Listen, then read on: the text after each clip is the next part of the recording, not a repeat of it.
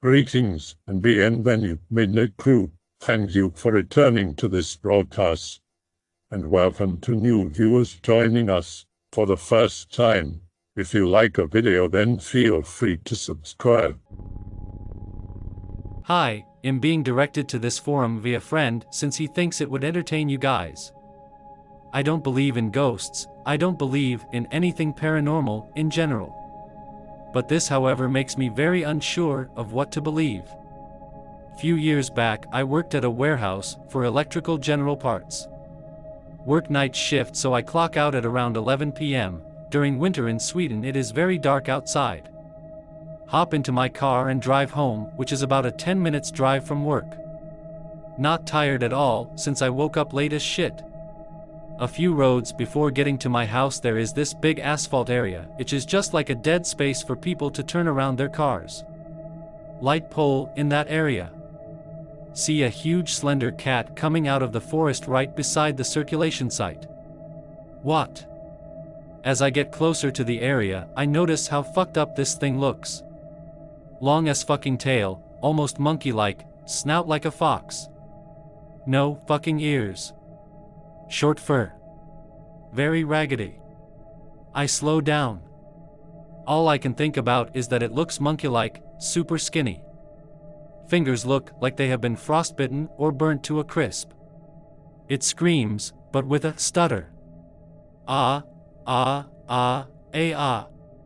Super short stutterings, screams, high pitch. Starts twitching with head. I floor it at this point.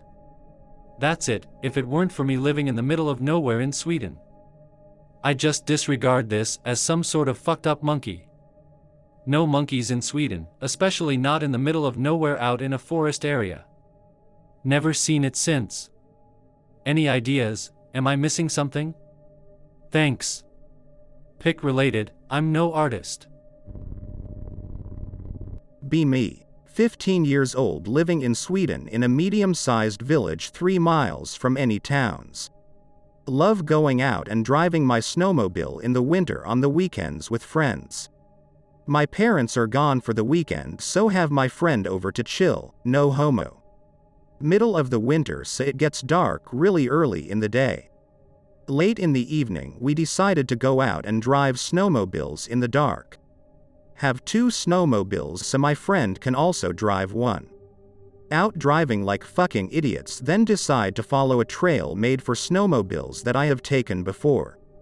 It had been snowing all morning and almost the whole day, so the whole trail was snowed over. Noticed when I go on to the trail that it's a single pair of fresh human footprints following the trail up into the forest. Stops and points the footprints out to my friend, and we both think it's weird because the trail goes straight into the forest and there are no houses for many miles and the deep powdery snow is really rough to walk in. Keeps driving on the trail, not thinking much about the footprints but still following them amongst the trail. Notice that the sky is starting to clear and the moon is making it a lot brighter outside. Stop to just at the beautiful night sky and the full moon. No great artificial light out here, so the clear night sky is magical. Get on snowmobiles again and keep driving for a good 30 minutes, still following the footprints. Then the footprints stop dead in its tracks and I try to stop my snowmobile, but it was hard.jpg because I was driving too fast. Managed to stop right next to where the footprints had stopped. A friend almost driving into me cussed, didn't see me stop. My friend turns off his snowmobile and walks up to me and asks why I stopped. Just tell him to look at where the footprints end.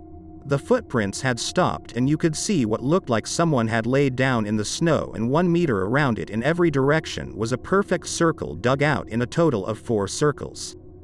The holes looked too perfect to have been done with a shovel and no indication that someone had been around and dug them. When I look at the circles and the snow prints of someone laying down, I get a chill down my whole body. I almost fear nothing I have ever experienced before. I looked at my friend and saw that he looked terrified. I pointed at the circles and asked, WTF are those?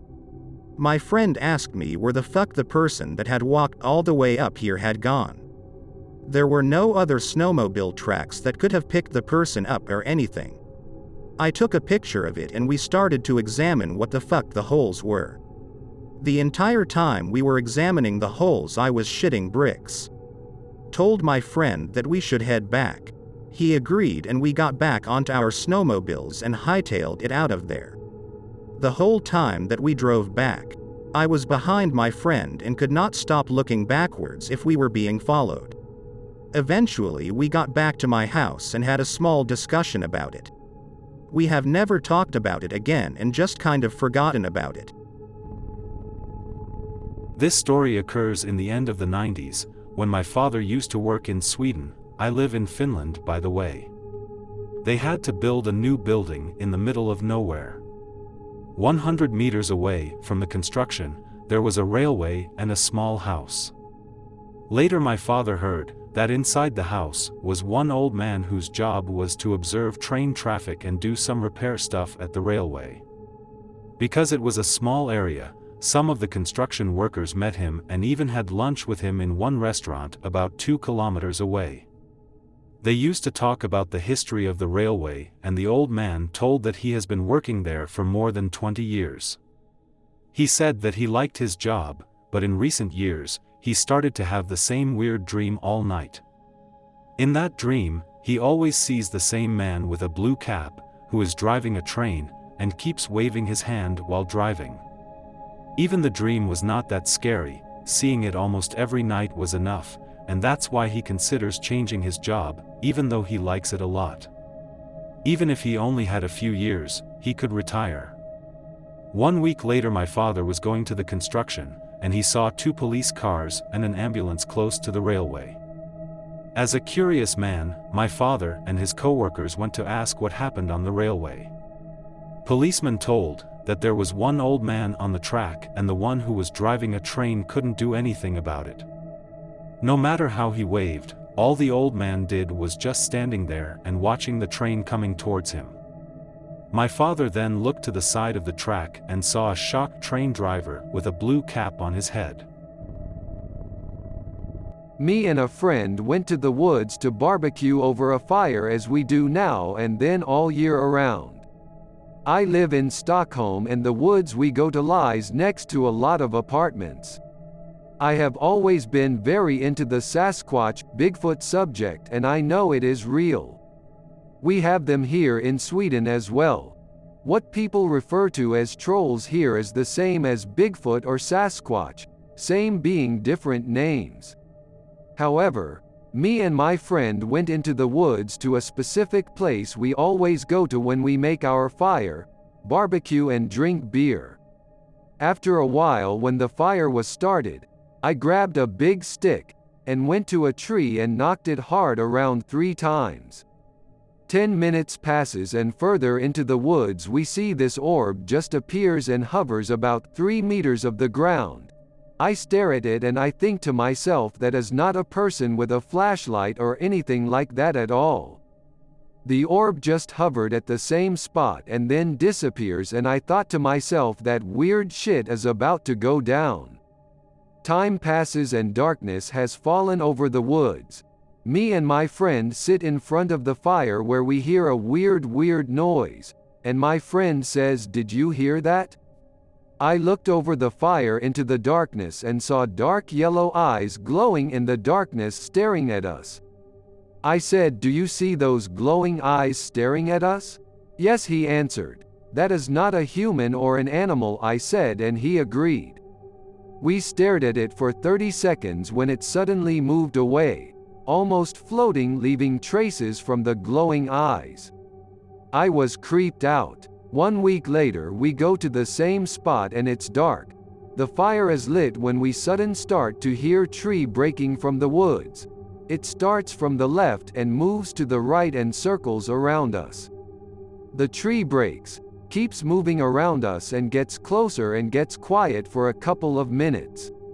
All of sudden 15 meters to the right of us a big fucking tree break echoes through the woods and I go, "Holy shit, WTF," and it gets quiet.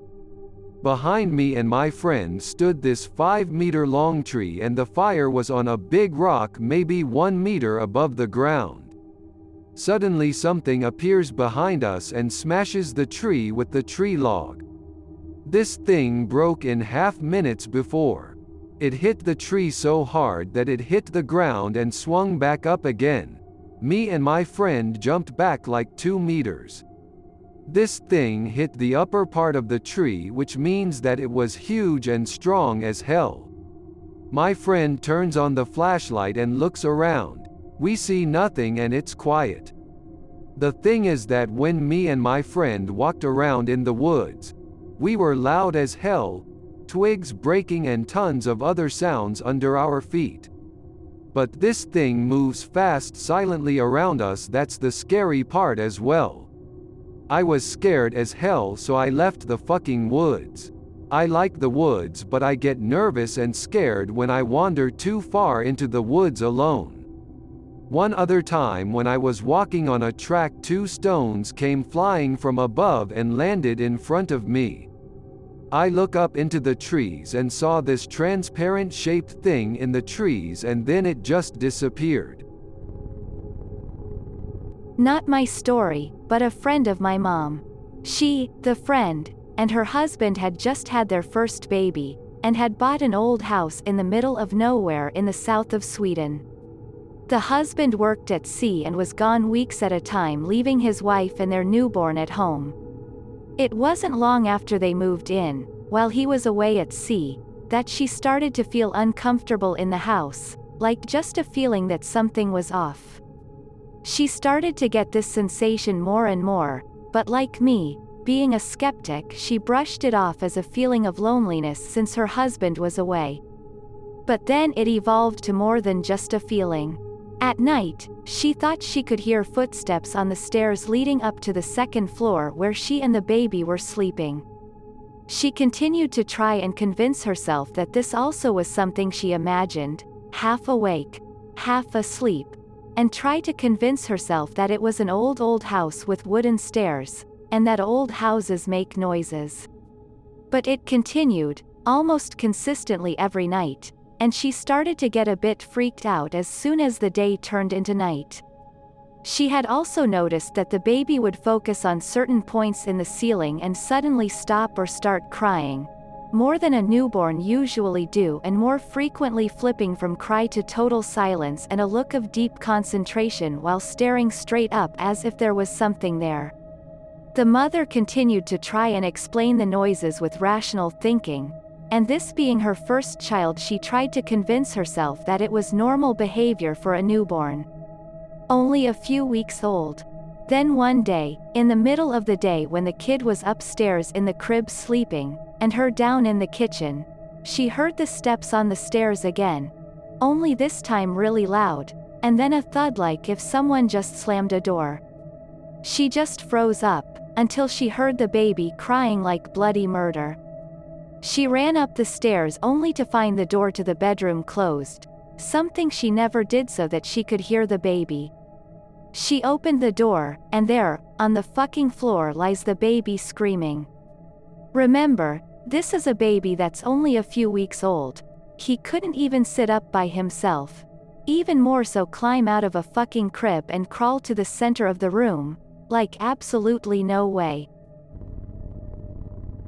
I grew up in northern Sweden around Kiruna. Mother is a Sami, so there was a lot of pagan influence that was a part of my life and still is. I've moved down south from Kiruna since, but the story stems from when I was around 20 years old.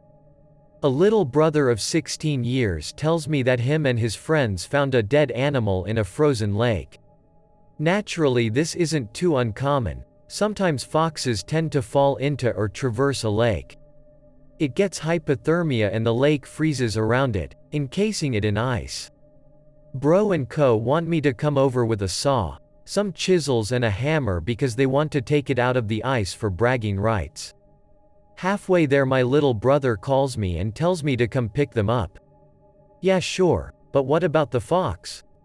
Something took the fox. By the time I got there, I had a look at where the fox supposedly had been. There were some cracks on the top of the ice, but it hadn't been broken. But you could tell that there was a hollow space where the fox was meant to be. My guess is that something from below the ice had snatched it. Had me fucked up. Okay, this is a story that my sister told me back in 2005 when she studied at the university in Lund, Sweden. To begin with, I have to say that there isn't many homeless people in Sweden since we got a pretty good welfare system compared to the US. A small city like Lund may have a maximum of 2 to 3 homeless people, if even that much. Anyway, the story goes as follows. My sister had a friend of a friend. Yeah, I know how it sounds, but bear with me, who also studied at the university. She lived in an apartment in the city of Lund by herself. She starts to get suspicious or thinking that she is going crazy when the food she buys runs out a lot faster than usual, milk and bread etc. Does not give it too much thought though, as she leaves her apartment one weekend to go visit her parents in another town. Come back home on Sunday night. Go to the kitchen to get something to eat. Now she knows she's not crazy. Food is definitely missing. Gets paranoid as fuck. Starts to look around the apartment, in closets and such. Go to the bedroom. Look at the bed. Dares herself to look under the bed. The only place she hasn't looked. Look under the bed. A man is lying there. Shit bricks. Run out of the apartment. Call the cops. Turns out it's a homeless man who has been living in her apartment for some weeks. Eating shit in her kitchen while she was gone and hiding under her bed when she was home. Well, to start with, I will give you a short pre-story. My family owns a small house at the sea in a small region with about 250 people 30 minutes from a town called Sundsvall and then other parts of Sweden. If you look this up on a map, you will notice that there is a lot of forest at the coast, and that's where I spend most of my summers. I have done so since I was about 5 years old, and during the summer about 50 more come to live in this region. Luckily for me, I met 4 people, all 1 year older than me there, and we have for the last 12 years hung out during the entire summers, so we are all naturally very close. As we have grown older, we have gotten bored with just hanging out in the village with maybe 60 inhabitants and have started to explore the place. Naturally, this means we explore the forest. 2 summers ago, one of the guys told us about a lake in the woods that his dad used to take him fishing when he was younger. I know this might sound made up, it's not, there are plenty of these small lakes inside the woods. This one just happens to have a lot of fish, so some people went there. Anyways, naturally we decided we should go there and check it out. It was like a 15-minute drive with a moped, so we went out there a lot during that summer, but never spent the night. Last summer they had all gotten their driver's license, 18 in Sweden, and we could go farther away and bring things.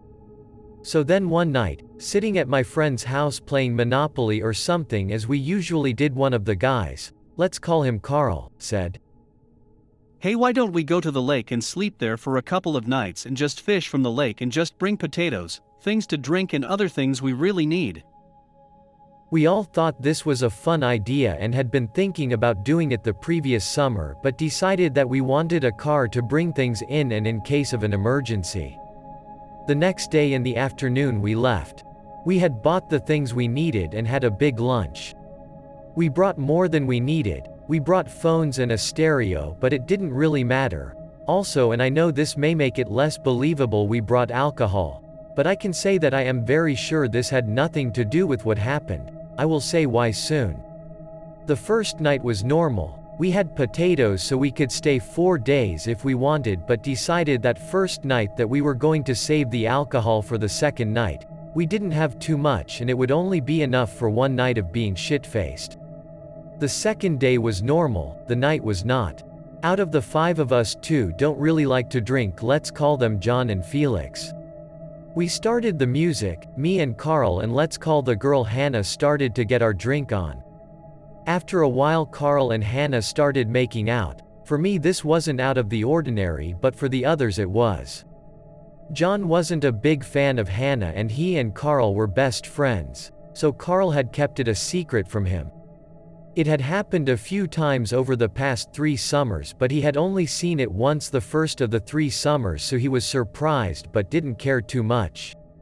Felix had a crush on Hannah, and I guess he had since he was like 8, and it never really went away completely. The last and only time he had seen it, he had started to cry and claimed his girlfriend that he had never mentioned earlier had been in an accident. It is safe to say he did not like it. So when he got up and said that he wasn't feeling well, and was going to take his car and go home to sleep because he wasn't feeling well, I wasn't surprised and pretended to believe him after some fake, "No, please don't go. Are you sure you have to?" It wasn't weird at all that he left his stuff and said he would be back tomorrow, so there was no reason to bring it with him and left for his car. What was weird was when he came back after a while. I can't say how long it had been since I wasn't paying attention to my phone and I was pretty drunk. I remember thinking that he was acting weird, but thought that it was probably because of the previous makeout session. However, after a while I started to come back and he was still the same. He usually talks a lot but had been so quiet the entire time, only answered questions, and when he did, it was just short answers. I remember feeling that it started to get a bit creepy. Honestly, I didn't think he was still that obsessed with her, and even if he was, why didn't he just go home? Did he just stay to see what they did? This is something that I didn't recall upon until I started to read the posts on X about this a while back, but now I can remember clearly how he tried to get one-on-one with all of us all the time. The only times he started a conversation was when someone got up. He instantly got up as well and asked where the person was going and he could join. The one I recall the most and I thought was the oddest was when he asked Hannah if he could join her when she said she was going to pee. At this point I could see that my sober friend also had a feeling something was up. We looked at each other and he got up and said, "I need to call my girlfriend." And quickly Felix was up, but before he could speak, John added, "Anon, could you join me? I need to ask you about that thing." At that point I remember looking at Felix and his eyes were just blank, as they had been since he got back. The conversation was quick. We both agreed that something was up, and since he is the only one in the group except me that believes in paranormal shit, we both agreed that this is probably nothing, but we both quickly shared that something could be up. We agreed to make the others go home with us, and went back to camp. Carl and Hannah were looking pretty tired, so it was easy to convince the 2 drunken tired people to go home for the night. We had 2 cars, one belonging to Felix and one to John, and since they were sober once they would be the drivers, now we just had to make sure he would go in a car alone. He did not seem pleased with the decision to leave, but we didn't really care. And luckily for us, he told us that he had parked his car elsewhere when he had almost left, because he started driving and then came back.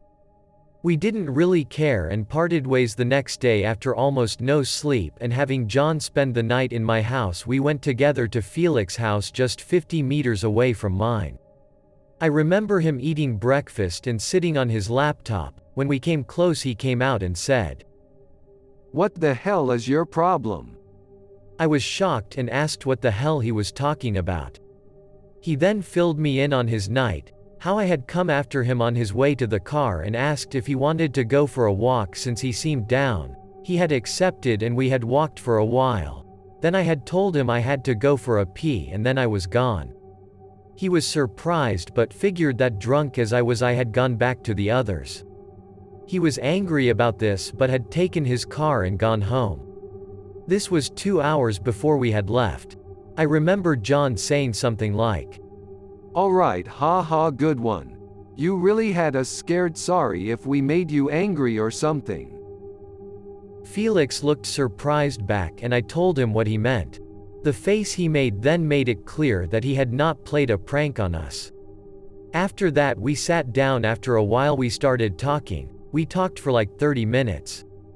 Everyone wanted to be no one messing around, and since that talk we have all pretended like it never happened. I realized there might be gaps and grammatical errors etc.